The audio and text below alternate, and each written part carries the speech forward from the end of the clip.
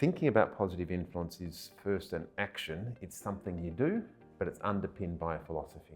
I think the risk for all of us is we think of it as a philosophy, and then through our behaviour it just gets lost. So we always say action first, underpinned by a philosophy. So we're a consulting firm.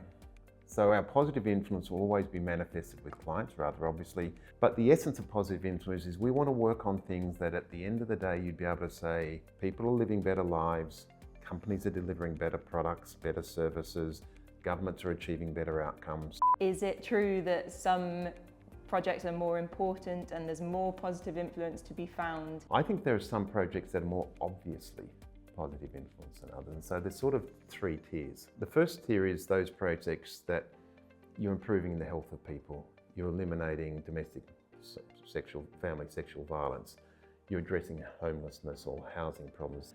Then there's work we're doing where we're improving the way the organisation operates. None of which sort of, you would say, immediately delivers influence, but it will mean the organisation operates better and therefore it's influence, but it's sort of less obvious, building on each other. And then the third tier are those things that are less obvious.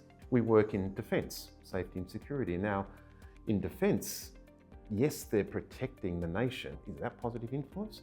You sort of got to stop and think, well, actually, a nation being able to defend itself against attack, think about Ukraine and Russia, yes, that is. So the tier three, you get into these complexities. We have realised that there's sort of two things. The first is how profoundly does it affect people's life? If it doesn't touch their life very much, then not much influence. It touches it profoundly, more influence. Secondly is how many people does it touch? So we like to work on projects that touch lots of people. Whereas a project that touches 10 people and doesn't have much effect on them, that's not much influence. So what sets Nous apart? So firstly, I am hugely supportive of those things the other consulting firms are doing. But in many respects, it's almost icing on the cake of their core business model. For us, positive influence is the cake. So we of course have commitments with respect to being net zero, but no, our essence is when we do our work, when we do our consulting work, we want it to be delivering positive outcomes, and we have a view that positive influence is a maximalist concept. That is, it's not do no evil. That's a minimalist way of thinking about things.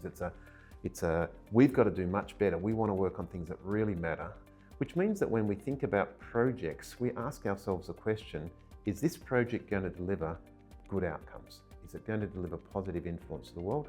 If it is, we want to be in there. If it's not, we'll have real hesitations. It's not a job.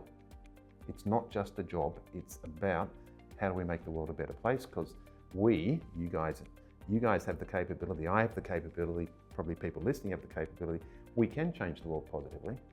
The organisation's designed to change the world positively. Well, let's make that happen rather than otherwise. So that's why I care about it.